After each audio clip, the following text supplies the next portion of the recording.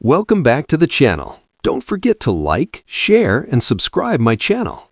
Today, we are explore how to use frame mask for lifestyle photo compositions. Open a new Photoshop document and choose the frame tool to create multiple frames for your lifestyle photos.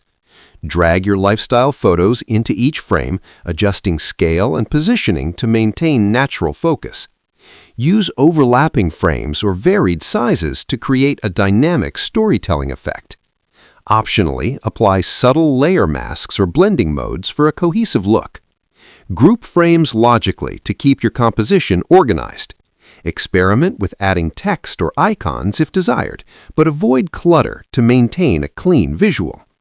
By practicing these techniques, you'll learn how to craft